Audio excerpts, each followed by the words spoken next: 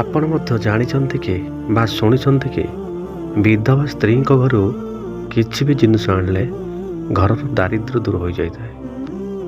ଏହି କଥା ଉପରେ ୟୁଟ୍ୟୁବରେ ଲକ୍ଷ ଲକ୍ଷ ଭିଉ ଆସୁଛି, କିନ୍ତୁ ଆଜି ମୁଁ ଆପଣଙ୍କୁ ସେହି ସତ୍ୟ କଥା କହିବି ଯାହା ଅନେକ ଅଜଣା ରହିଥାନ୍ତି।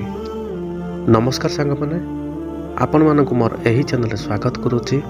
ଆଜିର ଭିଡ଼ିଓଟି କେବଳ ଏକ ବିଶ୍ୱାସ ଉପରେ ନୁହେଁ, ଏହା ଏକ ସମାଜର ଚିନ୍ତାଧାରା ଉପରେ। ଦୟାକରି ଭିଡ଼ିଓଟା ଶେଷ ପର୍ଯ୍ୟନ୍ତ ଦେଖନ୍ତୁ, କାରଣ ଏହା ଆପଣଙ୍କ ଚିନ୍ତାଧାରାକୁ ବଦଳାଇ ଦେଇପାରେ।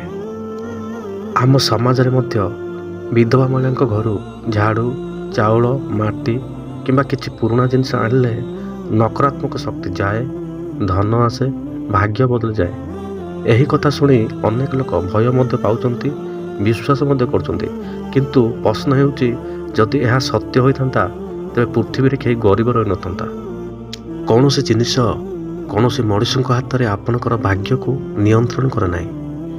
ସତ୍ୟ ହେଉଛି, ଦାରିଦ୍ର୍ୟ ଆସେ ଆମ ଭୁଲ ନିଷ୍ପତ୍ତିରୁ, ଆଳସ୍ୟରୁ, ଅନିୟମିତ ଜୀବନରୁ ଏବଂ ଧନ ଆସେ ପରିଶ୍ରମରୁ, ଶିକ୍ଷାରୁ, ସଠିକ୍ ଯୋଜନାରୁ। ଏବେ ଟିକେ ଭାବନ୍ତୁ ସାଙ୍ଗମାନେ, ଯିଏ ଜୀବନରେ ନିଜ ସାଥୀକୁ ହରାଇଛି, ସେ ମହିଳା କ'ଣ ଅଶୁଭ? ସେ କ'ଣ ଅଭାଗୀ ଅଟେ? ନା, ସେ ମଧ୍ୟ ଆମ ପରି ଜଣେ ସାଧାରଣ ମଣିଷ। ବିଧବା ହେବା କୌଣସି ଦୋଷ ନୁହେଁ, ଦୋଷ ହେଉଛି ଆମ ଚିନ୍ତାଧାରା, ଆମ ଅନ୍ଧବିଶ୍ୱାସ।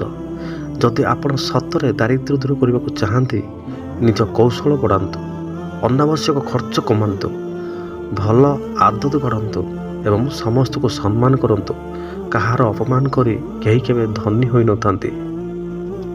ଆଜି ଯଦି ଏହି ଭିଡ଼ିଓ ଆପଣଙ୍କୁ ଟିକିଏ ମଧ୍ୟ ଚିନ୍ତା କରାଇଥାଏ ନା, ଦୟାକରି ଲାଇକ୍ କରନ୍ତୁ, ସେୟାର କରନ୍ତୁ, ଯାହାଦ୍ୱାରା ଅନ୍ଧବିଶ୍ୱାସ ଭାଙ୍ଗିବ ଏବଂ ଚ୍ୟାନେଲକୁ ସବସ୍କ୍ରାଇବ୍ କରନ୍ତୁ, କାରଣ ଏଠାରେ ସତ୍ୟ କଥା ବିନା ଭୟରେ କୁହାଯାଏ। ଧନ୍ୟବାଦ।